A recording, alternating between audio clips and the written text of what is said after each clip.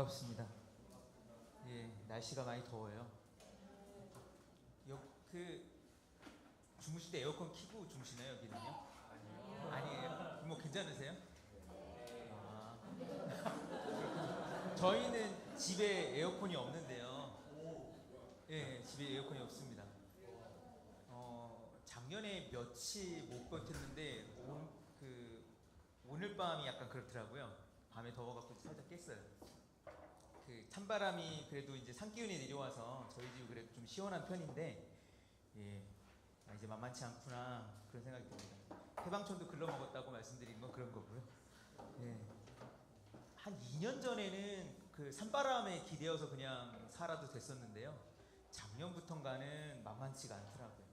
근데 재밌는 게 여기는 그래도 이제 풀이 많아서 그런지 그 여름에 그 시골 같은 어떤 시골 냄새가 있어요. 여름 시골 냄새라는 게 있어요.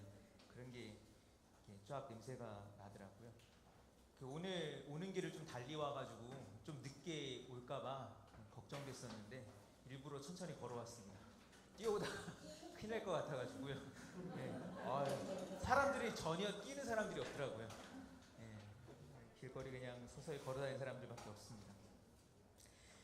오늘은 인간세 뒷부분을 보려고 하는데요. 크게는 한 4가지 이야기가 있습니다. 하나는 그 유명한 당랑거철 보사가 나오는 부분이 있을 거고요. 그 다음에는 이제 나무 이야기가 하나 있을 거고, 그리고 뒤에는 이제 지리소라고 하는 인물과 공자라고 하는 인물에 얽힌 짧은 우화들이 2개가 있을 겁니다. 지난번에 물론 이제 안회와 공자 대화 가운데 심재 부분, 그런 부분이 이제 인상 깊게 남으셨던 분도 계실 테지만요. 인간세 앞부분에 나오는 대부분의 이야기들은 오늘날의 표현을 빌리면 을들 혹은 뭐 병, 정도 해당하는 사람들이 갑을 어떻게 상대해야 되는가라고 하는 문제를 다루고 있습니다. 그러니까 자기보다 신분이 훨씬 더 높은 지난번에 이제 아내 같은 사람은 이제 위나라 왕을 어떻게 할 것인가라고 하는 문제가 있었다면 오늘도 비슷한 문제가 나오는데요. 결론만 말씀드리면 사실 장자의 태도는 상당히 그러한 문제에 대해서 좀 비관적입니다. 어떻게 할 수 없을 거다라고 하는 전제를 깔고 가요. 오늘날 사람들이 생각을 하면 좀 답답한 부분이 없지 않아 있습니다. 부당한 관계와 어떤 부당한 상하관계를 벗어나지 못한다는 말이 오늘날 우리가 흔히 갖고 있는 상식에서는 좀 맞지 않는 게 있는데요. 이야기를 시작하기 전에 중국 사람들이 생각했던 세계관이 어땠을까라고 하는 이야기를 잠깐 하고 본문을 한번 읽어보죠. 어제 제가 이제 초등학생들이랑 뭐 중국 역사 얘기를 해줄 기회가 있어가지고요. 어제 첫 시간에 무슨 얘기를 해줬냐면 백이숙제 이야기를 해줬습니다. 백이숙제 혹시 알고 계시나요? 아니, 모르겠어요. 예, 백이숙제라고 유명한 인물이 있습니다. 때는 은나라 말기입니다. 은나라에서 이제 주나라로 넘어가는 상황인데요. 은나라에 이제 폭정이 심해지고 이제 주나라에서 은나라를 무너뜨리는 일종의 오늘날 따지면 뭐라고 해야 될까요? 반역이라고 해야 될까요? 혁명이라고 해야 될까요? 그러니까 주나라가 자신들이 천명, 하늘의 명을 받아 은나라를 치겠다라고 하면서 이제 전쟁을 벌일 때 벌어진 이야기입니다. 내용인즉 은나라 안에 주나라도 있었고 저게 아마 뭐 동북 쪽이었던 것 같아요. 고죽국이라는 나라가 있었는데요. 이 나라의 임금이 이제 자식들을 쭉 보아하니까 셋째 아들이 빼어나더라는 거예요. 그래서 내가 죽으면 셋째에게 왕위를 물려줘야지 하고 있는 마음을 가졌더랍니다. 그런데 그 마음을 품고 모르겠어, 어떤 일인지 모르겠지만 그냥 일찌감치 세상을 떠나버렸어요. 그러니까 첫째가 당연히 왕을 이어받아야 되는데 아버지의 뜻이 공공연하게 셋째한테 왕위를 물려준다는 걸 알고 있으니까 어떻게 했냐면 안 되겠다, 셋째야 네가 왕위를 물려받아라 라고 했던 거예요. 첫째랑 셋째랑 싸우는 이야기 좀 뭐 알고 계시는 것도 있는데 사실 그런 맥락은 백이숙제 이야기에서 이제 많이 비롯된 건데, 셋째가 뭐라고 했을까요? 첫째가 셋째한테 왕위를 물려받으라고 하니까 셋째가 네 하였을까요? 예, 아니라고, 형이 물려받아야 되는 거 아니냐고 셋째가 사양을 합니다. 그러니까 첫째였던 백이가, 말씀을 드렸던 것 같은데 이 백자가 첫째란 뜻입니다. 백이가 도망가요, 나라를. 그럼 셋째는 어떻게 했을까요? 첫째를 따라서 또 셋째도 도망갑니다. 그게 셋째예요, 숙제. 그래서 숙제는 셋째란 뜻이 이름에도 있는데요, 첫째와 셋째가 같이 도망가서 어떻게 됐냐면 왕자들인데 거지가 됩니다. 거지꼴로 이게 이 나라 저 나라 떠돌다가 소문을 들어요. 주나라에 가면, 오늘날 따지면 쉽게 말하면 복지가 좋다더라. 가면 이게 무상 혜택이 많다더라. 밥도 잘 먹여주고 사람들도 이렇게 잘 대해주고, 더군다나 주나라 왕이 덕이 많다더라 라고 해서 이 두 거지가 고주국을 떠나서 방황하다가 주나라로 갑니다. 그런데 마침 주나라에 도착했을 때 주나라가 뭐 하는 상황이었냐면 군대를 이끌고 은나라 정벌군을 출발하는 상황이었던 거예요.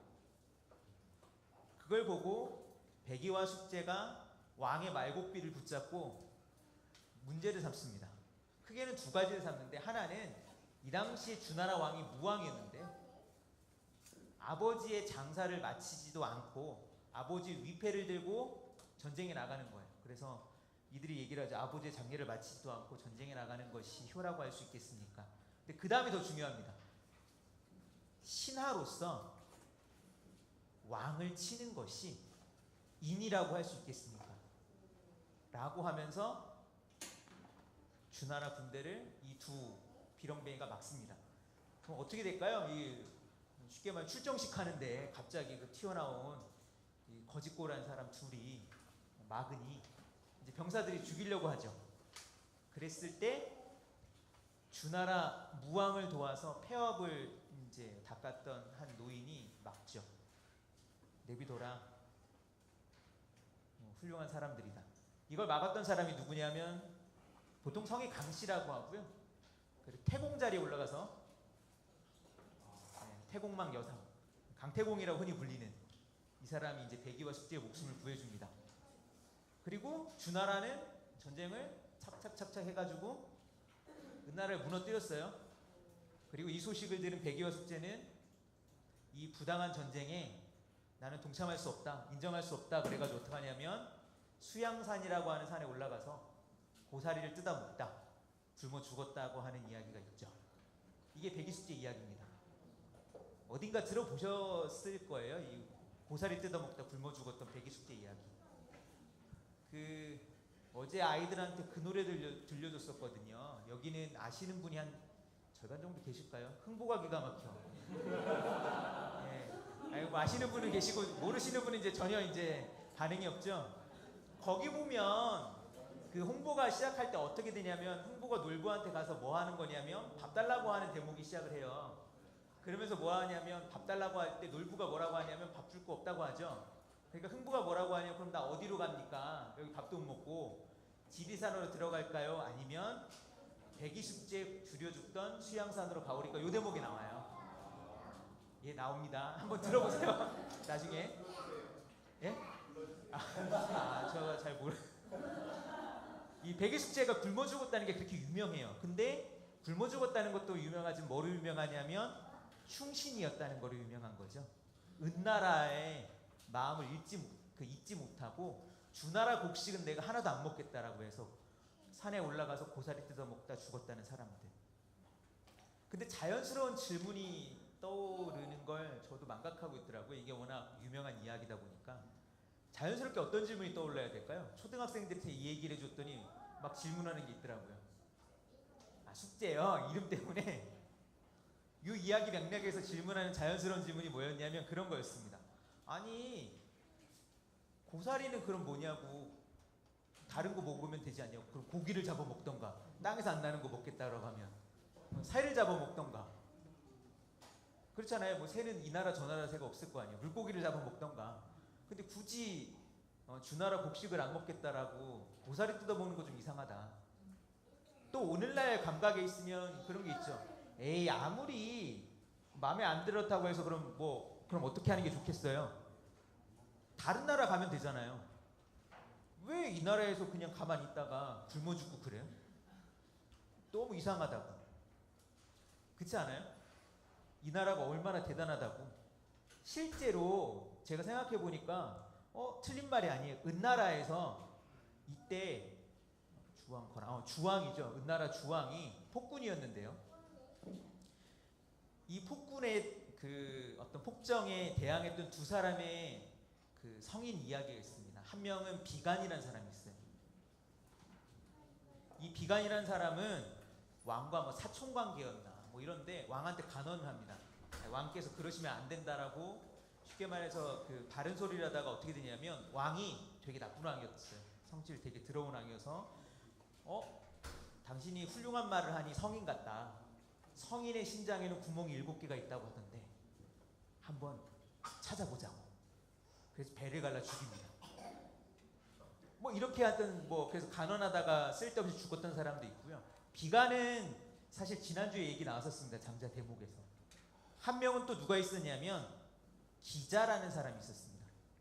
이 사람은 뭐 여러 이야기가 있습니다. 뭐 간언을 하다가 안 들어서 옥에 갇혔더라. 그런 다음에 나중에 다른 나라로 도망쳤더라. 뭐 미친 척을 했더라. 여러 개 이야기가 있는데 어찌됐건 이 기자라는 사람은 은나라나 혹은 주나라에서 떠나서 저기 동쪽에 와가지고 나라의 임금 노릇을 합니다. 예, 기자가 와서 다스렸다고 해서 뭐라고 하냐면 기자조선이라는 말이 있죠. 그 고사가 있어요. 은나라의 그 왕자였던 기자가 와가지고 조선을 다스렸다라고 하는. 야, 이거 안 되겠는데요? 어쩜 적당히 쓰다가 뭐 지울 만큼 지우고 뭐 그러죠 뭐. 그런 얘기를 생각을 하면 다른 나라 떠나는 것도 이 당시에 불가능한 일이 아니었었던 거잖아요. 그렇죠? 근데 왜 이렇게 백이숙제 이야기가 훗날 많은 사람들에게 회자가 됐을까? 저는 그게 두 가지를 생각해 볼 필요가 있다고 생각하는데, 하나는 중국 사람들이 고대로부터 생각했던 천하가 사실은 너무 작았던 거예요. 다른 세계로 넘어갈 생각을 못했던 거죠. 이 세계밖에 없다고 생각하고, 다른 삶을 살 수 있는 공간이 있고 다른 삶을 살 수 있는 어떤 나라가 있거나 세계가 있다는 상상을 잘 하지 못했던 거예요. 자기가 살아가는 세계가 전부라고 생각했으니까. 그러니까 주나라 왕이 뭐 이렇게 천하를 왕이 됐다고 그렇게 문제를 삼죠. 또 하나는 생각보다, 우리가 생각하는 것보다 중국인들이 고대에 갖고 있던 이 천하라는 관념이 엄청 컸던 것 같아요. 바깥이 없는 세계 전체를 의미하는 그런 세계가 아니었을까 하는 생각을 해봅니다. 그런 면이 사실은 잘 생각해 보면 흔히 말하는 히랍이나 히브리 사람들의 생각과 다른 거예요. 이 사람들은 바깥을 생각하고 또 다른 세계를 상상할 수 있었던 사람들이었다면 고대 중국인들은 그러지 못했던 거죠. 제가 지난 몇 달 전에 그 모 학교에서 학생들과 그 소크라테스가 나오는 저작들을 읽었습니다. 그래서 이제 소크라테스 이제 독약 먹고 이런 내용들이 나오는 이제 저작을 읽었는데, 그걸 보면 다른 세계에 관한 관심들이 있어요. 소크라테스가 독약 먹을 때 되게 처연하게 먹습니다. 되게 자랑하면서 먹어요. 쉽게 말하면 나 이거 먹으면 되게 억울하고 안타깝고 아쉽고 뭐 이런 정서보다 상당히 당당하고 기꺼이 먹는 게 있습니다. 왜냐하면 나는 이제 죽음으로써 또 다른 세계를 갈 수 있다라고 하는, 옛날의 영웅들과 옛날에 그 신화에 나오던 사람들을 만날 수 있는 그 세계로 갈 수 있고, 그리고 내가 이제는 이 몸에 갇혀 있어서 제대로 알지 못하던 또 다른 것들, 참된 것을 알 수 있는 세계로 간다라고 하는 것을 상당히 기꺼워하면서 독배를 마셔요. 그런데 중국인들에겐 그런 게 없는 거죠. 이 세계밖에 없는, 다른 세계가 없다라고 하는 그 세계성이야말로 장자 같은 텍스트를 이해할 때도 상당히 중요하지 않은가 싶습니다. 물론 오늘날 우리들은 어떤 생각을 갖고 있느냐는 물론 가치관마다 혹은 사람마다 좀 다를 수 있겠죠. 이 세계가 전부라고 생각하는 사람들도 있고, 혹은 아니야, 이 세계만 있는 게 아니라 또 다른 세계가 있어 라고 생각하는 사람들도 있고요. 어찌됐건 장자는 전자의 입장에서 이런 많은 이야기를 하고 있습니다. 한편 굳이 세계관까지는 아니라 하더라도 이런 장자 이야기를 좀 주목해 볼 만한 필요가 있는 사람들이 있다면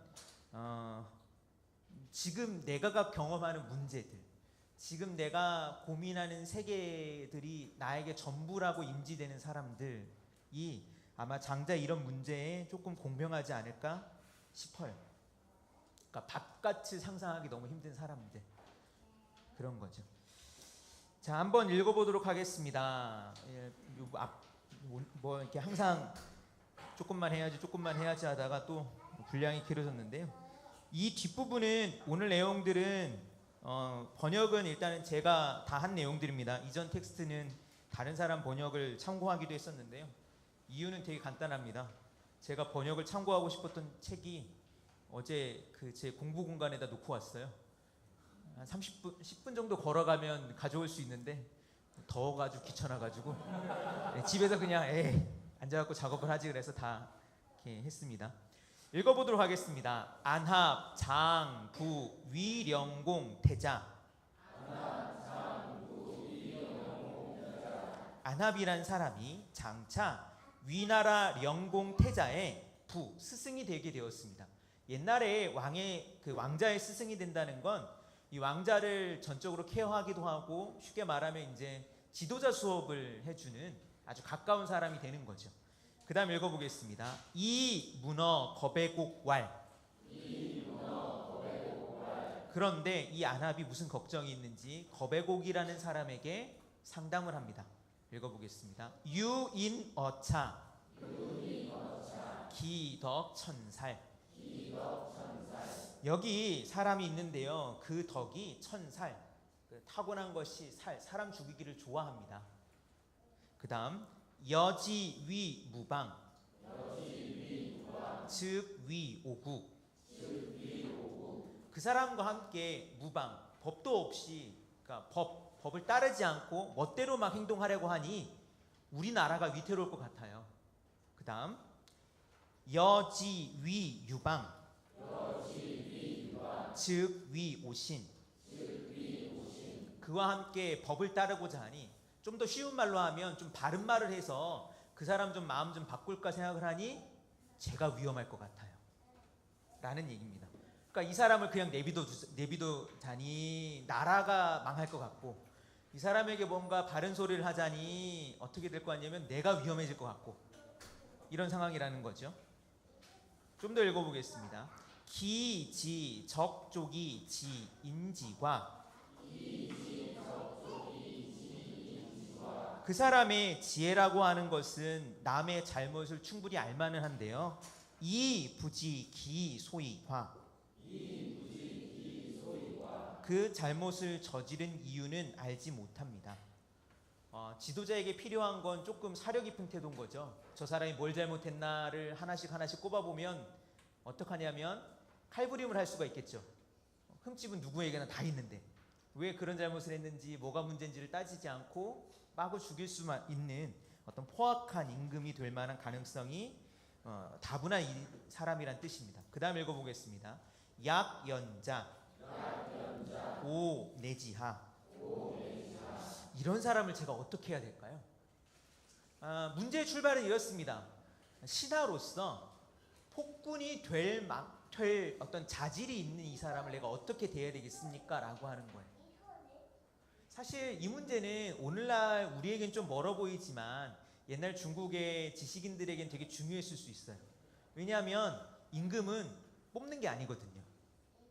내가 운이 좋아서 태어났는데 글쎄요 뭐 아주 성인 군자의 밑에 태어났을 때 입장과 폭군의 밑에서 태어났을 때 입장이 엄청 다를 거잖아요. 그러니까 후자를 생각해 보라는 거예요. 장자 이야기는. 그랬을 때 어떡할까? 하나는 대들다가는 목숨을 잃고 내비두면 이 세상이 그냥 온통 어지러울 텐데 이 두 가지 딜레마 속에 어떻게 해야 될까?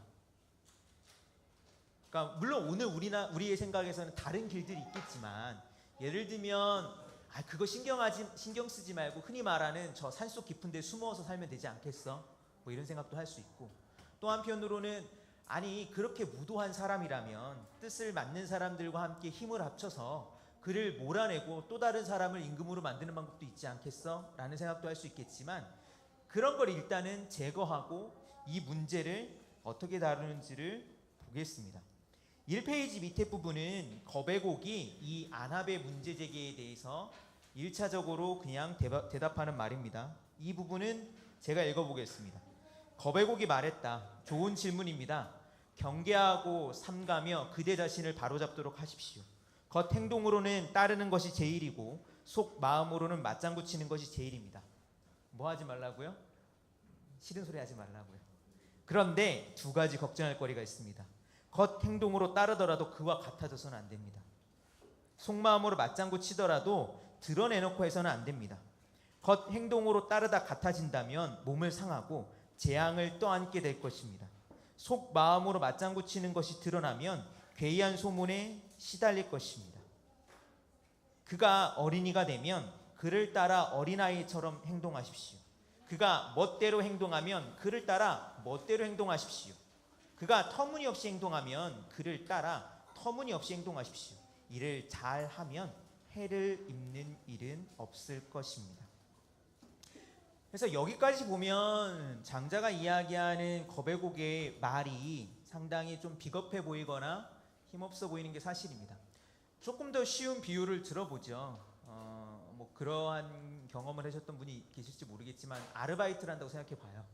알바를 하는데 이 고용주가 사장이 아주 못된 사람이에요. 그렇다고 내가 대들다고 하니 오늘 바로 잘릴 것 같아요. 그럼 어떻게 해야 될까? 이런 얘기를 해주는 거예요. 그냥 시키는 대로 하라고. 하나 그 시키는 대로 하는 행동이 자기 마음에 진심까지 다 들어오지는 않도록 그냥 행동만 따라 하라고. 한편으로는 속으로 맞장구 치는 것처럼 하더라도 그 속으로 맞장구 치는 걸 겉으로 내보이지 말라고. 왜냐하면 겉으로 내보이면 어떻게 될까요? 대단히 기분 나빠하겠죠. 이놈이 나에게 그냥 바른 말하고 내 마음을 맞춰주기 위해서 그냥 형식적으로 나를 따르고 있구나 라고 생각할 테니까. 그러지 말라는 거예요. 두 양쪽을. 왜 그래야 되는가? 그 이유는 그 다음 비유에 나옵니다. 2페이지에 나오는 비유가 상당히 유명한 비유입니다. 읽어보겠습니다. 여 부지 부 당랑호 노 기비 이당 거철 그대는 알지 못합니까? 저 당랑. 당랑이라는 표현 혹시 어디서 들어보신 분 계신가요? 맞아요. 예, 사마귀를 보통 이야기합니다. 사마귀 못 봤냐고요? 사마귀. 시골에서 사마귀 보신 분 계세요? 사마귀요? 그 메뚜기 같은 놈들은 사람이 오면 어떡하나요? 재빨리 도망가죠, 그렇죠? 메뚜기, 여치 뭐 이런 것들 그냥 바로 도망가 버립니다. 그래서 풀썩 같은데 이제 돌멩이 같은 거 하나 던져도 메뚜기 후루룩 날아가고 막 그러기도 하는데 사마귀는 어떻게 하는지 이제 상대해 보셨어요? 사마귀는 건들면 바로 그냥 칵 성내죠, 그렇죠? 예. 사마귀를 보지 못했냐고, 성내는 사마귀를. 근데 이 성내는 사마귀가 뭐에 대해 성내는 사마귀냐면 노, 성을 내되 비자는 팔뚝을 걷어붙인다는 거예요. 팔을 팍 들고. 뭐를? 당거철. 거철은 거는 수레고요. 철은 바퀴예요. 수레 바퀴를 팔뚝을 들어 상대하는 사마귀를 보지 못했냐. 자, 상상해 볼 수 있겠죠. 사마귀가 길거리에 지나가는 수레 바퀴에 옆에 딱 지나가니까 어떻게 되냐. 팔을 확 들어서 이제 대드는 거죠. 사마귀의 미래는 어떻게 될까요? 이 수레바퀴에 대들었던 사마귀의 미래는 뭐 어떻게 하는 별 가능성이 없습니다. 죽는 거예요. 죽는 거예요. 여기서 나왔던 사자성어가 당랑거철입니다. 쓸모없이 호기롭게 감당할 수 있는 일을 상대하겠다라고 하는 태도를 당랑거철이라고 하죠. 내가 감당할 수 없는 일을 감당하겠다고 거기에 사마귀처럼 무모하게 대드는 일을 당랑거철이라 합니다. 다르게 말하면 지금 안합에게 거베곡이 하는 말은 당신의 지금 상황이 마치 사마귀와 같다라고 하는 이야기인 거예요. 사마귀 같은 존재인데, 그래 당신이 재주도 있고 힘도 세고 뭐 역량이 있다고 하나 당신이 지금 상대할 만한 위나라 영공의 태자는 뭐와 같은 존재냐면 수레바퀴 같은 존재라고. 당신을 눈 깜짝하지 않고 깔아뭉갤 수 있을 만한 그런 존재라고 하는 거죠. 그 다음 계속 읽어보겠습니다. 부지 불승임야. 부지 몰라요. 뭘 모르냐면 승임, 그것을 감당할 수 없다는 것을 몰라요. 사마귀가. 그러니까 대드는 거죠.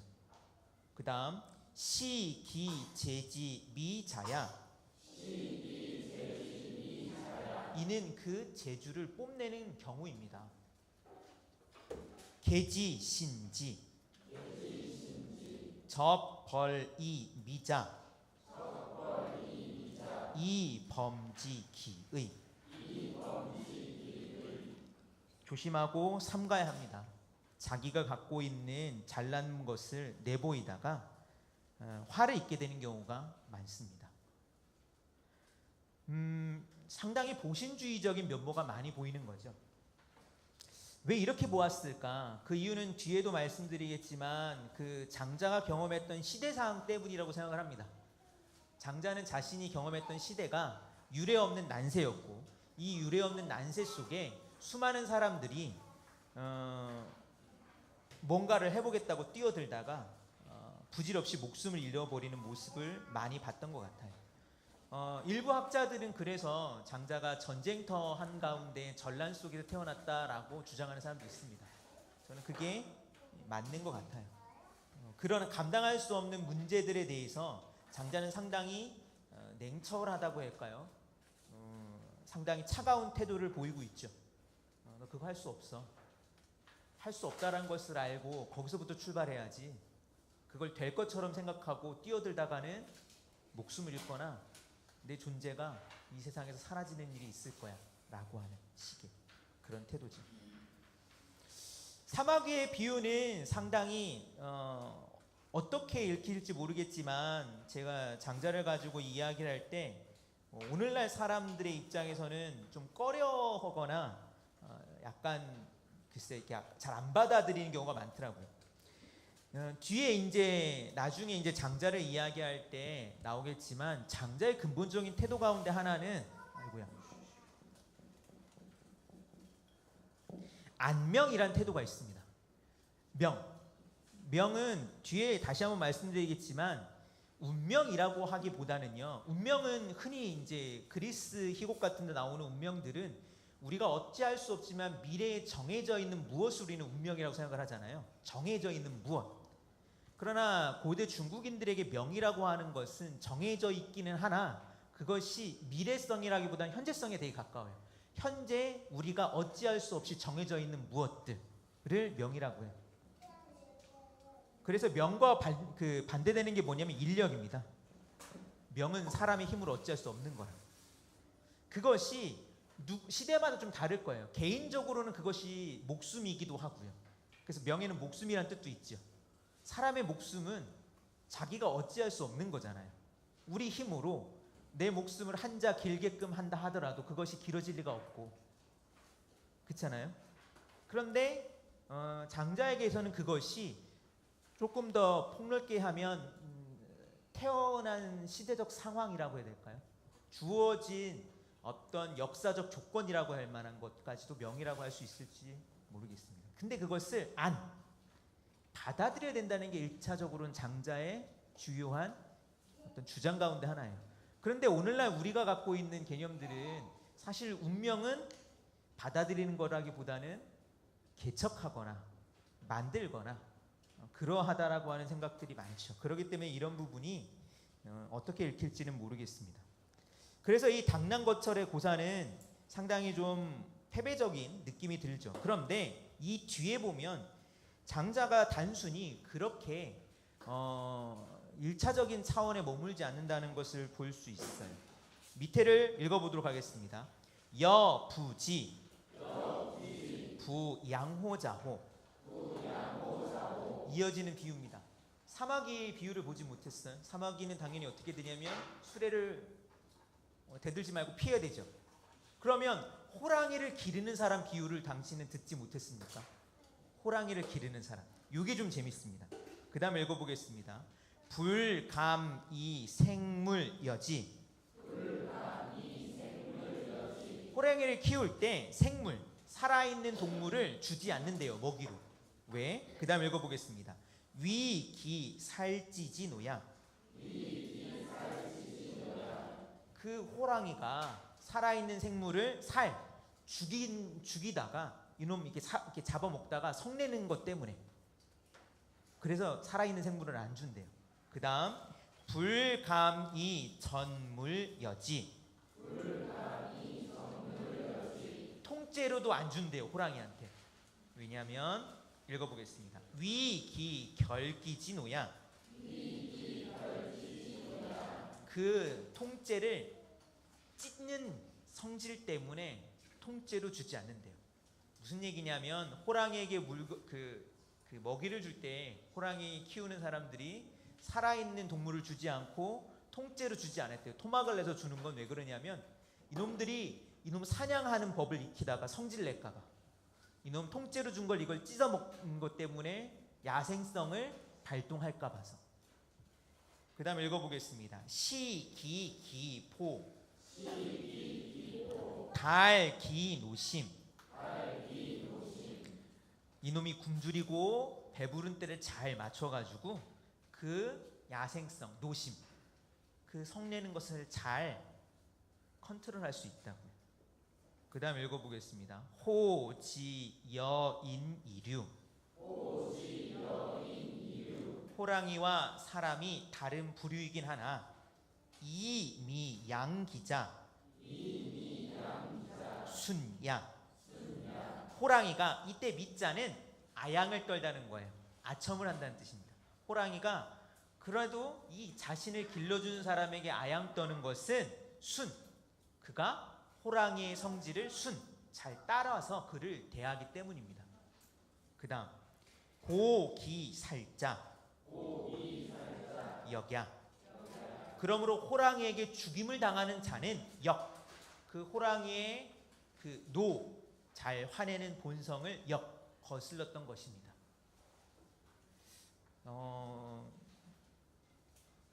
호랑이 키울 수 있을 것 같으세요? 없을 것 같으세요? 없어요? 예, 호랑이는 아무래도 불가능할 것 같아요. 근데 저는 옛날에는 그렇게 물론 생각을 했었는데요. 근데 제 집에 고양이를 키우고 있거든요. 고양이가 많습니다. 4마리나 있어요. 4마리나 있는데, 고양이가 원래 아신지 모르겠지만 육식동물이에요. 사냥도 하고. 그래서 저희 집에 있는 고양이들은 올해는 그렇게 파리가 잘 안 보이네요. 날이 더워서 그런가? 파리를 사냥합니다, 여름에는. 예. 모기는 안 잡더라고요. 파리는 잘 잡는데. 여튼 근데 이놈들도 원래 야생동물이고 사나워요. 발톱도 고양이 보시면요 엄청 길고요, 이빨도 엄청 날카롭습니다. 제가 예전에 길거리에 있는 길고양이, 새끼고양이 밥 준다고 건드리다가 물려가지고 손가락이 정말 아작이 났던 적이 있어요.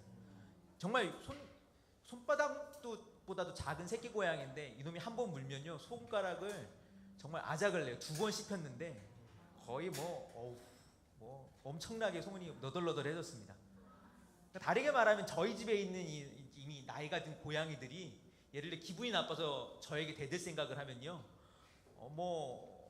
거의 피부림이 엄청나게 날 가능성이 높아요. 물론 저도 가만히 있진 않겠죠.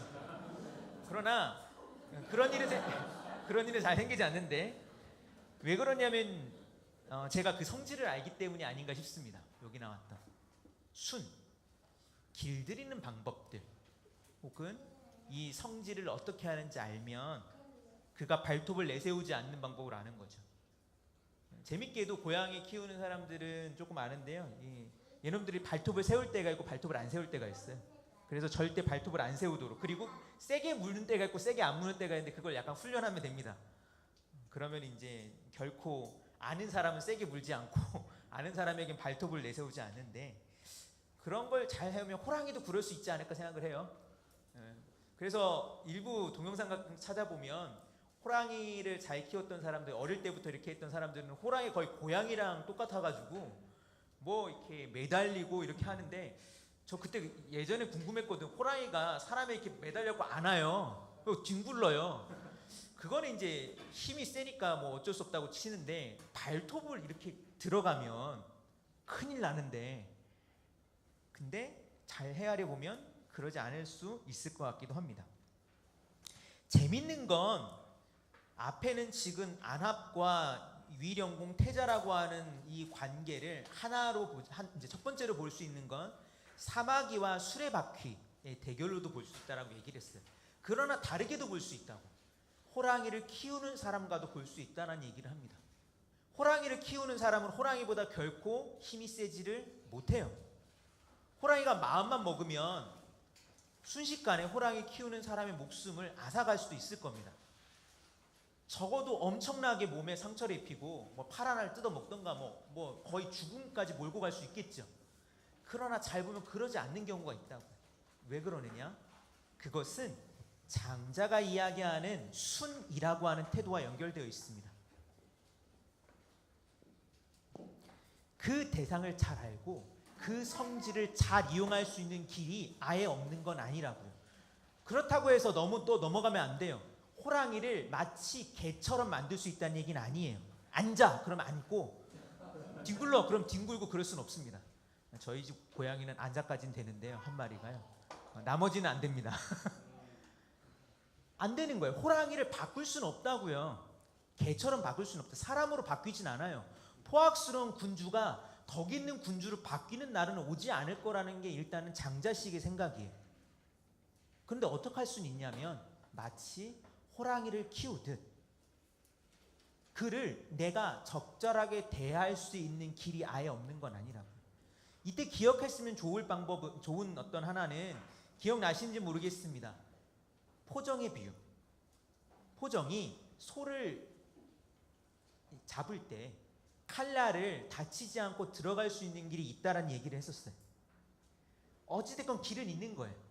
그러나 그 길이 적어도 흔히 말하는 중국 사상을 그냥 비유로 얘기하면 유가라고 하는 사람들과 다른 거는 뭐냐면, 대상을 바꿀 생각을 하지 않는다는 거예요. 맹자 같은 사람은 그런 얘기를 합니다. 당신이 아무리 포악하다고 보는 사람도 그 속에는 인의 덕성을 갖고 있다는 거예요. 그래서 하는 그 유명한 말이 뭐냐면 불인지심이죠. 왕이 어느 날 더운 날인가 봐요. 정자에 앉아서 책을 읽고 있는데 소 한 마리가 끌려가죠. 슬피 울면서. 왕이 묻습니다. 이 소 어디가 가냐? 라니 하니까 그 신하가 얘기하죠. 종의 제사에 쓰려고 얘를 잡아러 갑니다. 그러니까 왕이 얘기하죠. 야, 그 소 불쌍하다, 놓아줘라. 이때 맹자가 하는 말이 그겁니다. 왕이 갖고 있는 그 마음, 어떻게 보면 보편적인 뭐라고 해야 될까요? 안타까움? 어떤 대상을 보고 어떤 느끼는 그런 안타까움이 누구에게나 있을 것이고, 그 마음으로부터 출발하면 누구나 성인 군자가 될 수 있다는 게 맹자식의 생각이에요. 그런데 장자는 그렇게 생각하지 않아요. 호랑이는 호랑이고, 폭군의 덕성을 갖고 있는 사람은 폭군의 덕성을 갖고 있던 것이고, 악한 사람은 악한 사람이고, 그 사람을 어떻게 바꿀 수 있을까가 장자의 고민이 아니라, 그런 사람을 어떤 식으로 대하면서 살아갈 수 있을까? 더군다나 우리가 마치 안합처럼 을의 위치 혹은 병의 위치에서 어떻게 살아갈 수 있을까? 첫 번째는 그 사마귀처럼 네 잘난만 믿고 대들지 말아라. 둘째는 그렇다고 해서 아무도 불가능한 건 아니고, 그 성질을 잘 알고 그걸 잘 따르면 호랑이를 기르는 사람처럼 적어도 대할 수는 있을 것이다 라는 거죠. 그 다음 읽어보겠습니다. 부애마자 이광성시 이진성료. 그 다음 나오는 또 부류는 또 재밌습니다. 뭐냐면 말을 기르는 사람이에요. 근데 말을 그냥 기르는 게 아니라 쉽게 말하면 뭐라고 해야 될까요? 말 덕후라고 할 수 있습니다. 말을 너무 좋아하는 사람이 얼마나 좋아하냐면 뒤에 나오는 표현이 재밌습니다. 광은 광줄이에요. 광줄. 요즘 말하면 뭘까요? 그릇 같은 거로 생각하시면 돼요. 그릇에 똥을 받아요. 왜? 막사에 떨어지면 이 환경이 지저분해지고 얘가 뭐 털에도 묻고 그러니까 똥도 받아줘요. 그리고 이진성료. 진은 대합이라는 뜻입니다. 그 커다란 그 접시 있죠. 그 조개로 만든 접시를 가지고 오줌도 받아줘요. 똥도 받고 오줌도 받아줘요. 그 다음 읽어보겠습니다. 적유문망 복연. 자, 그렇게 말을 아주 아꼈는데 어느 날 여름 같은 날이죠. 말 엉덩이 같은데 뭐가 앉냐면 파리가 앉아요. 파리 앉으면 어떻게 하냐면 이 사람이 어떻게 할까요? 파리 잡겠다고 팍 치는 수도 있다는 거예요. 그 다음 읽어보겠습니다. 이 부지불시 즉 결함 회수쇠흉. 그렇게 말을 아꼈는데 말 엉덩이에 팔이 앉았다고 해서 이거를 부지불식간에 갑자기 팍 때려버리면 말이 어떻게 돼요? 깜짝 놀라가지고 재갈을 끊어버리고 이 사람의 머리를 부서뜨리고 가슴을 막 이렇게 발로 차서 망가뜨리겠다는 이야기인 거예요. 말이 미쳐 뛰어놀아가지고. 그 다음 읽어보겠습니다. 의유소지 이애유소망 가불신이야. 그 말을 기르고자 했던 사람이 정말 진심으로 아주 정성스러운 마음을 가지고 있긴 했어요. 그러나 뭐가 문제였냐면 결국은 자기가 아끼던 것을 잃어버리게 되는 부지불식간의 순간을 맞게 되었으니 조심해야 된다. 이야기는 뭘 얘기해 주는 걸까요? 한편으로는 어떤 일을 당할지 모르니 끊임없이 조심해야 된다는 이야기를 담고 있어요. 생각해보면 이 사람 글쎄요, 말이 이렇게 미쳐 날뛰어가지고 죽었던 사람이 있다면 이 사람의 입장은 어땠을까요? 죽은 뒤에 정말 안타깝지 않았겠어요? 내가 너에게 얼마나 해줬는데 너는 내 마음도 모르고 내가 너 똥도 받아주고 오줌도 받아주고 아프면 병원에도 데려다주고 맨날 털에 윤기가 나고 곡식도 좋은 거만 먹이고 당근도 좋은 거 내가 껍질도 깎아줬는데 근데 말이 그런 걸 안다 모른다? 모른다고. 흥미롭게도 그런 면에서 보면 장자는 상당히 타자에 대해서 뭘 갖고 있냐면 엄청난 거리감을 갖고 있어요. 철학자들 가운데 관계에 대해서 크게 두 가지 부류가 있죠. 하나는 사실은 존재와 존재들은 서로 겹쳐 있거나 포개져 있어서 우리가 어떻게 하냐에 따라서 존재가 달라진다고요. 우리가 어떻게 대하냐에 따라서. 그러나 장자식의 생각은 그렇지 않은 것 같아요. 내가 어떻게 하던 말은 말이에요. 호랑이는 호랑이였던 것이고 폭군은 폭군이었던 것이고 사실 그것을 인정함으로부터 우리가 어떻게 그 대상을 대할지가 나오는 것이지 내가 걔를 어떻게 할 수 있다라고 하는 그런 식의 어떤 역량들 혹은 장자식으로 표현하면 위험한 망상을 가지고 그를 대하면 안 된다는 게 장자의 생각인 겁니다. 어떠실지 모르겠어요, 이런 식의 관계론이. 그러나 적어도 저는 이런 식의 관계론은 하나의 세계, 특히 조금 어지러운 세계에서는 한번 곱씹어 볼 만한 게 있지 않을까라는 생각을 합니다. 하나의 이야기를 조금 더 하고 잠깐 쉬려고 하는데요. 저는 가끔 가다가 한 사회의 문제를 다루는 사람들의 이야기를 볼 때 장자식의 이런 태도가 조금 필요하지 않을까 느껴질 때가 있습니다. 물론 장자처럼 완벽하게 패배적이거나 완벽하게 냉소적인 태도가 맞다라고 생각하는 건 아니에요. 그러니까 우리가 상대하는 상대들을 얼마든지 바꿀 수 있는 여지가 있겠죠. 그러나 저는 장자식의 생각에 조금 더 경도되어 있거나 관심을 기울이는 면이 있습니다. 그게 때로는 불가능한 것처럼 너무 힘들거나 먼 일이거나 그런 경우가 있거나 아니면 사실은 내가 혼자서 혹은 어떤 한 개인이 이 세상을 살아가는 하나의 고독한 개인이 그것을 감당하기에는 너무 버겁거나 먼 일이 아닐까 하는 생각을 할 때가 있어요. 이 거리감이 되게 중요한데 왜냐하면 그렇죠. 어떤 문제가 발생할 때 그 문제 중에 하나는 뭐냐면 그런 경우도 있죠. 한 사람에게 혹은 한 존재에게 실망하는 경우는 그럴 때가 많죠.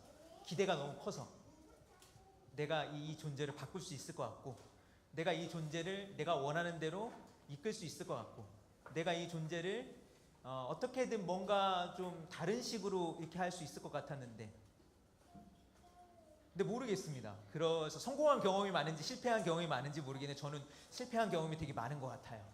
잘 안 되는 것 같더라고요. 잘 안 되는 것 같고, 더 중요한 것은 그것이 특히 어떤 식의 계급적 관계라든가 상하 관계에서는 더 어렵다라고 하는 그런 문제들이 있지 않을까 싶습니다. 장자는 그런 면에서 보면 춘추 전국이라고 하는 난세를 살아갔던 사라는 계층들의 사람을 위한 책이라고 할 수 있어요.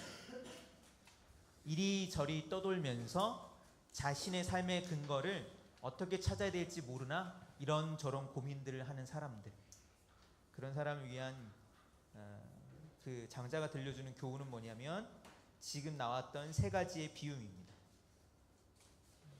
사마귀처럼 행동하고 있진 않은지 잘 봐라. 그러나 호랑이를 기르는 사람의 길이 없는 건 아니다. 그렇다고 해서 호랑이가 말처럼 그런 물고 뛰쳐오르고 그런 날이 없을 거라고는 또 생각하지 말아라. 경계를 늦추지 말아라 라고 하는 식의 태도가 있습니다. 잠깐 쉬었다가 뒷부분을 보도록 하죠.